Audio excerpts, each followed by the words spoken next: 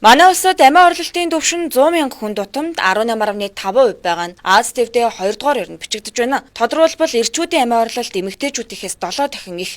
Ялангуяа 30-аас 50 насны эрчүүд донд стресс, архиталт, эдийн засгийн дарамтаас үүдэлтэй сэтгэлийн хямрал зөнхөлж байгаа талаар мэрэгжилтнүүд анхаарууллаа. Улсын хурлын хүний хөгжил нийгмийн бодлогын байнгын хороо амиа орлолтоос урьдчилан сэргийлэх үндэсний үйл ажиллагааны төлөвлөгөөний төслийг хэлэлцлээ. Судалгаагаар амиа орлож нас барсан хүмүүсийн тал хувиас илүү нь 15-аас 24 насны залуус ивч. Хорлолтын дийлэнх нь 16-аас 30 насныхан бөгөөд гол шалтгаан нь гэр бүлийн маргаан, сэтгэл готрол, эдийн засгийн дарамт, захим дарамттай холбоотой байна. Амиа орлолт маань бол маш олон хүчин зүйлээс шалтгаалж үүсэж байгаа үр дагавар нь ерөнхийдөө бол нийгэм эдийн засаг, хувь хүний гэр бүлийн ч гэдэг юм маш олон шалтгаанууд нөлөө үзүүлдэг. Энэ бол олон жилийн турш бас ингээд судлагдсан тийм сэдэв байгаа. За Монгол улсын хувьд хэм бол амиа орлолт маань 100 мянган хүн амдаа дэлхийн дунджаас 2 дахин өндөр байдаг. Энэ маань бүсдээ 2 дугаар байранд ордог. Ерөнхийдөө бол яг Монгол улсын хамаарагдж байгаа бүс дотор Солонгос улс 1-р байранд, Монгол улс 2-р байранд ордог.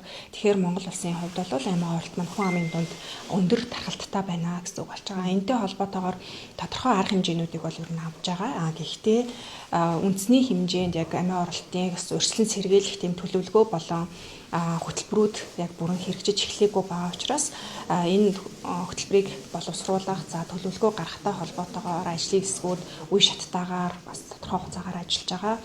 Энэтэй холбоотойгоор өчигдөр хүний хөгжил нийгмийн бодлогын байнгын хороотой хамтраад уулзалт хэлэлцүүлэг зохион байгуулсан. Тэгэхээр энэ дээр олон талын салбарын хамтын үйл ажиллагаа зайлшгүй шаардлагатай байдаг учраас бид нар бусад салбаруудтайгаа хамтран ажиллах. Өөр нь бол ажлын хэсэгт маань ч гэсэн бусад салбаруудын гишүүд байдаг. Тэгэхээр шийдвэр гаргагчдад бас ерөнхий ажлын үйл явц болон одоогийн Монгол улсын нөхцөл байдлыг танилцуулах зорилготойгоор өчигдөр уулзалт хийсэн.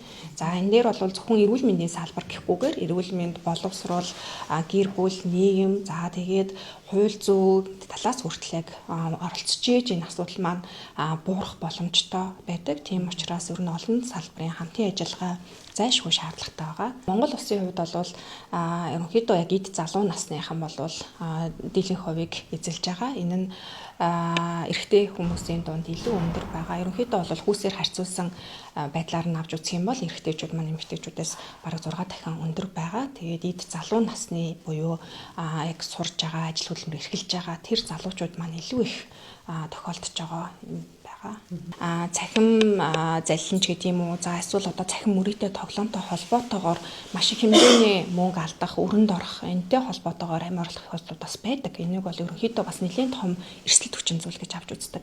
Ерөнхийдөө эдийн засаг буюу тухайн хүний амжиргааны их үүсвэрт нөлөө үзүүлнэ гэдэг чинь бол маш том асуудал байхгүй. Тийм учраас их хэмжээний мөнгө алтан. За тэгээд тэр мөнгийг бид нар бусдаас зээлцсэн байх ч гэдэг юм уу? Иймэрхүү тохиолдолд ер нь тохиолдлууд бас гардаг. Тэгэхээр нөгөө нөлөөлж байгаа олон хүчин зүйлүүдийн маань нэг нь бол энэ болчиход байна гэсэн үг.